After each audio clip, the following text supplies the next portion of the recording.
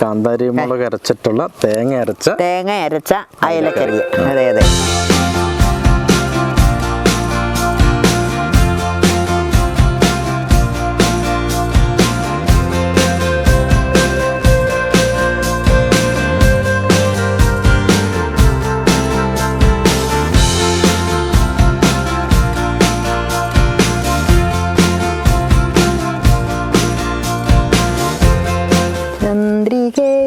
ചന്ദ്രികയിലലിയുന്നു ചന്ദ്രകാന്തം, നെഞ്ചിരിയിലലിയുന്നൻ ജീവരാഗം.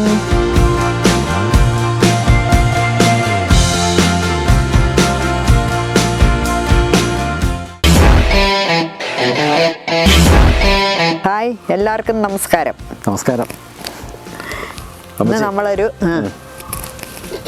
ഇന്ന് നമ്മളൊരു അയലക്കറിയാണ് ഉണ്ടാക്കാൻ പോകുന്നത്. തേങ്ങ അരച്ചുള്ള ഒരു ചെറിയൊരു ചാറുകറി. തേങ്ങ അരച്ച് അയലക്കറി നല്ല ടേസ്റ്റാണ് അല്ലേ? അതെ. ഇപ്പം അയലക്കറി പല രീതിയിലുണ്ട്. മുളകിട്ട അയലക്കറി ഉണ്ട്, അങ്ങനെ പല രീതി ഉണ്ടെങ്കിലും തേങ്ങ അതെ. കാന്താരി മുളക് അരച്ചാണ്. കാന്താരിയാണ് അരയ്ക്കുന്നത്. അപ്പൊ പച്ച കളറിൽ ഇതൊരു വെള്ള കാന്താരിയാണ്. പക്ഷെ ഇതിന് നല്ല ടേസ്റ്റ് ഉള്ള മുളക ഉണ്ട്. അപ്പൊ നമ്മള് കാന്താരി മുളക് അരച്ചിട്ടുള്ള തേങ്ങ അരച്ച അയലക്കറി. അതെ അതെ. നമ്മള് എന്തോരം എത്ര അയലയുണ്ട്? ഇത് 1/2 കിലോ അയലയാണ്. അതിന് ഏകദേശം ഒരു മുറി തേങ്ങായോളം ഉണ്ട്. ഇത് ഒരു മുറി തേങ്ങായ, ഒരു വലിയ കഷ്ണം ഇഞ്ചി, ഒരു കുടം വെളുത്തുള്ളി, ഒരു 10-12 കാന്താരി മുളക്, പിന്നെ കറിവേപ്പില, പിന്നെ മല്ലിപ്പൊടി, മഞ്ഞൾപ്പൊടി, ലേശ ഉലുവപ്പൊടിയും വേണം. നമ്മുടെ എല്ലാവർക്കും അറിയാവുന്ന സാധാ കാര്യങ്ങളൊക്കെ തന്നെ. അതെ. ഇതെല്ലാം കൂട്ടിയിട്ടുള്ള നല്ലൊരു അടിപൊളി അയലക്കറി വെക്കാം. അതെ അതെ. ഞാൻ ഇന്നലെ ഇത് അരച്ചുകൊണ്ട് വരാം. അരച്ച് ചേർത്ത് നമുക്ക് റെഡിയാക്കാം.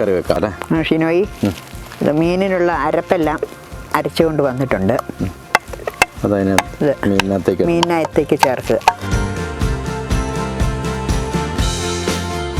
ഇഞ്ചി, കാന്താരി, വെളുത്തുള്ളി എല്ലാത്തിനും നല്ല മണമുള്ളതാണല്ലോ. അപ്പൊ ഈ അരപ്പില് എന്നൊക്കെയുള്ളതെന്ന് ഒന്നുകൂടെ പറഞ്ഞാൽ മതി. അരപ്പില് ഇതിനകത്ത് കാന്താരി, പിന്നെ ഇഞ്ചി, വെളുത്തുള്ളി, കറിവേപ്പില ഞാൻ അരച്ചില്ല, കറിവേപ്പില ഇടാൻ വേണ്ടിയിട്ടാണ്. മഞ്ഞള്, ഇത്ര ഭാഗമാണ് അരച്ചുകൊണ്ട് വന്നിരിക്കുന്നത്.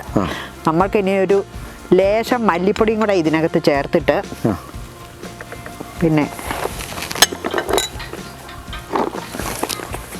ലേശം മതി ഉലുവായും, ലേശം മതി ഉലുവാപ്പൊടി, കുറച്ച് ഉലുവാപ്പൊടിയും കൂടെ ചേർത്ത്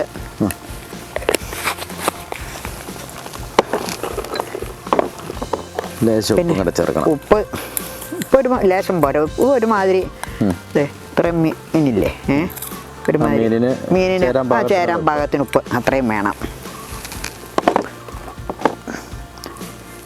ഇതിന്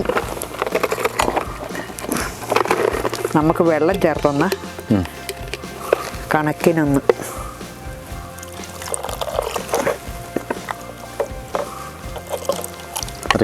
ആവശ്യത്തിനുള്ള വെള്ളം ചേർത്ത്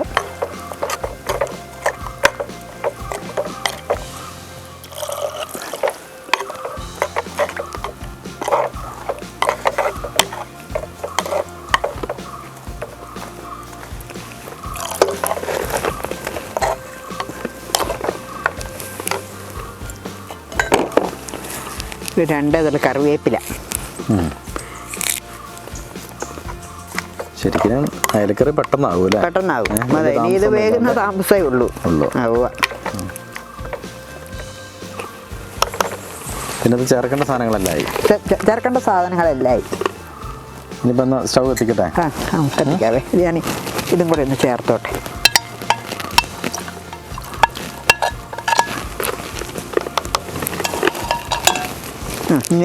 സ്റ്റൗ കത്തിക്കാം.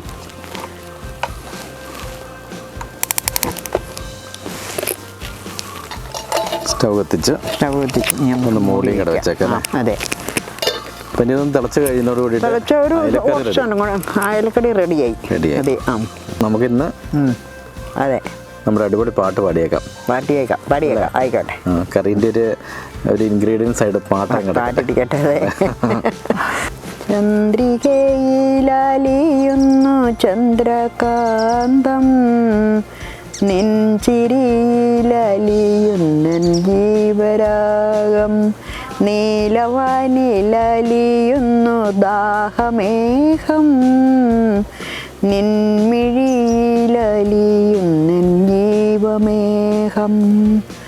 ആരകയോ നിലത്താമരയോ നിന്താരണി കണ്ണിൽ കതിർ ചൊരിഞ്ഞു, വർണ്ണമോഹമോ പോയ ജന്മപുണ്യമോ നിൻ മാനസത്തിൻ പ്രേമമധു പകർന്നു. മാധവമോ നവഹേമന്തമോ നിൻ മണിക്കോവിൽ മലരായി വിടർത്തിയെങ്കിൽ, തങ്കച്ചിപ്പിയിൽ നിന്റെ തേനലർ ചുണ്ടിൽ ഒരു സംഗീത ബിന്ദുവായി ഞാൻ ഉണർന്നുവെങ്കിൽ. ചന്ദ്രികയിലലിയുന്നു ചന്ദ്രകാന്തം, നിൻമിഴിയിലലിയുന്നൻ ജീവരാഗം. നല്ല പാട്ടായിരുന്നു കേട്ടോ. നല്ല പാട്ടായിരുന്നു. അല്ലെ അതിന്റെ ഈണമൊക്കെ അല്ലേ? പഴയ പാട്ടുകൾ പഴയ പാട്ടുകൾ കേൾക്കുമ്പോൾ തന്നെ ഒരു പ്രത്യേക ഒരു അനുഭവം. ശരിക്കും നല്ല ഉഷാറ് പാട്ടായിരുന്നു. പീലിയിലെയും ജാനകിയും പാടിയതാണ്. പീലിയിലെയും ജാനകി അല്ല, പീലിയിലെയും യേശുദാസും. യേശുദാസിനൊന്നും വലിയ കുറെ വർഷങ്ങൾക്ക് മുമ്പിലത്തെ പാട്ടായത്. അതെ. ഏതാ സിനിമ? സിനിമ ഏതാണെന്ന് ഞാനിപ്പോ ഓർക്കുന്നില്ല. എന്തായാലും പീലിയിലെ യേശുദാസാണ് പാടിയേക്കുന്നവരാണ്. എന്തായാലും നല്ല പാട്ടും അല്ലേ? ക്ഷീണം. നമുക്ക് മീൻ തിളച്ചിട്ടുണ്ട്.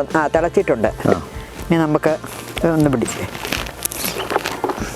ഇതിനകത്തേക്കൊരു 3-4 ചുള പുളി ഇടുക. കൊടംപുളി അല്ലേ? കൊടംപുളി ഒന്ന് ഇളക്കട്ടെ. കൊടംപുളിയിലാണ് ടേസ്റ്റ്. കൊടംപുളിയിലാണ് ടേസ്റ്റ്. അതെ. കൊടംപുളി ഇട്ട നല്ല എല്ലാ ചെമ്മീൻ കറി ആണെങ്കിലും എല്ലാ ആണെങ്കിലും എല്ലാത്തിനും കൊടംപുളി നല്ലതാണ്. ഒരു പാട്ട് പോലും ഉണ്ടല്ലോ. അതെ, കുടംപുളി ഇട്ട് വെച്ച നല്ല ചെമ്മീൻ കറി ഉണ്ട്. അതെ, അങ്ങനെ ഒരു പാട്ട് പോലും ഉണ്ട്. അതെ, അത് ഈ ടേസ്റ്റിനെ ഓർത്ത് പാടിയതായിരിക്കും. അത് തന്നെ, തീർച്ചയായിട്ടും. അമ്മച്ചിയുടെ ബീഫ് സ്റ്റൂ കണ്ടിട്ട് ഒത്തിരി പേര് നല്ല അഭിപ്രായം പറഞ്ഞായിരുന്നു കേട്ടോ. നല്ല കറിയാന്നും. അതിനകത്ത് അമ്മച്ചി ഉണ്ടാക്കുന്ന വിധം കണ്ടു കഴിഞ്ഞാൽ തന്നെ അത് അപ്പം തന്നെ കഴിക്കാൻ തോന്നുന്നു. അത് ഒരുപാട് പേര് ആ കറിയൊക്കെ വെച്ചിട്ട് ബീഫ് സ്റ്റൂ വെച്ച് അഭിപ്രായം പറഞ്ഞവരുണ്ട്. പക്ഷെ ബ്രെഡിനല്ലാതെ വെള്ളയപ്പത്തിന്, നമ്മൾ ബ്രെഡായിരുന്നല്ലോ വെള്ളയപ്പത്തിനാണ് നല്ലത്. വെള്ളയപ്പം അവര് വെള്ളയപ്പവും കറിയുടെ കൂടി നല്ല അഭിപ്രായം പറഞ്ഞത്. പിന്നെ അമ്മച്ചിന്റെ പാട്ട് എല്ലാവർക്കും ഇപ്പം ഇഷ്ടപ്പെട്ടു. ഇപ്പൊ ഒരു വീഡിയോയിൽ പാട്ടില്ലെങ്കിൽ ആൾക്കാർ ഇങ്ങോട്ട് ചോദിക്കും, അതെ കറിക്കെന്താ പോലെ പാട്ടെന്താ പാടിക്കാത്ത, എല്ലാ ദിവസവും പാട്ട് വേണം എന്നിങ്ങോട്ട് നിർബന്ധം പറയുവാണ്. ഷീനോ, നമുക്കിത് ഉപ്പൊക്കെ ഒന്ന് നോക്കാം. പിന്നെ തിളച്ച് ഉപ്പൊക്കെ വെന്തിട്ടില്ല, സ്വല്പം കൂടെ കഴിയണം.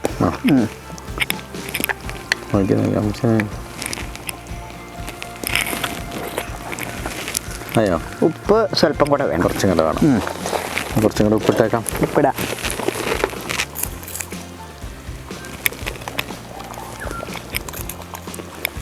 അത് മതിയാകൂല്ലേ? അത് മതി.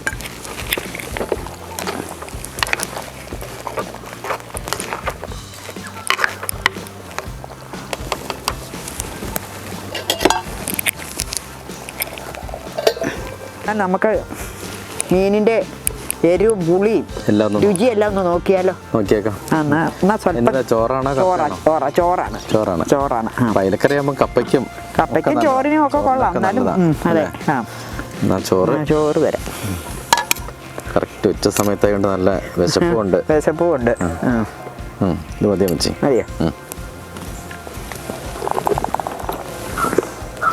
നല്ല ചൂട് ചോറും ചൂട് അയലക്കറിയും കൂടെ. അതെ,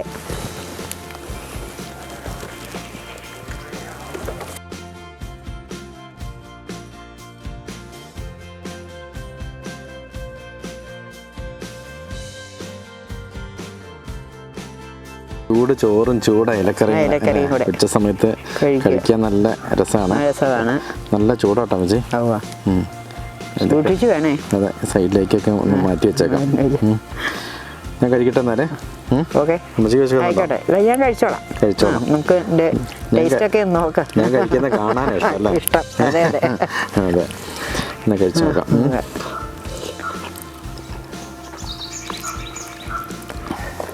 അടിപൊളിയാ മച്ചി. നല്ല കുടംപുളി ഒക്കെ അതിൻ്റെ ചോയും കാന്താരി മുളകിൻ്റെയും എല്ലാം കൂടെ വരുമ്പോഴത്തേക്കും നല്ല സൂപ്പർ ടേസ്റ്റ് കോമ്പിനേഷൻ ആണല്ലേ. മീൻ കഷ്ണത്തിനൊക്കെ നല്ല ടേസ്റ്റ് ഉണ്ട്. ഇനി കുറച്ചു നേരം കൂടെ ഇരിക്കുമ്പോഴത്തേക്കും നല്ല ടേസ്റ്റ് ആകും. ചോറിന് നല്ല അടിപൊളിയാണ്. കാര്യം നമ്മൾ മീൻകറിയൊക്കെ ഒത്തിരി കഴിക്കലുണ്ടെങ്കിലേ അതിൽ ഈ തേങ്ങ അരച്ച അയലക്കറിക്ക് ഒരു പ്രത്യേക ടേസ്റ്റ്. അതെ അതെ, കുടംപുളി ഇട്ട് വെച്ചതും പിന്നെ കാന്താരി അരയ്ക്കുന്നതിൻ്റെ അതിൻ്റെ ഒരു പ്രത്യേകത തന്നെയാണ്. എന്തായാലും എല്ലാവർക്കും അറിയാവുന്ന വിഭവമാണ് തേങ്ങ അരച്ച അയലക്കറി. എല്ലാവർക്കും എല്ലാ വീടുകളും വെക്കുന്നത് തന്നെയാണ്. എങ്കിലും ഇനിയും എല്ലാ ദിവസവും വെക്കുക. അടിപൊളിയാണ്. അപ്പം നമുക്കെന്നാ മൊത്തം മാറിയിരുന്നങ്ങ് കഴിക്കാം അല്ലേ. അപ്പൊ അടുത്ത വീഡിയോ ആയിട്ട് വരുന്നവരെ ബൈ.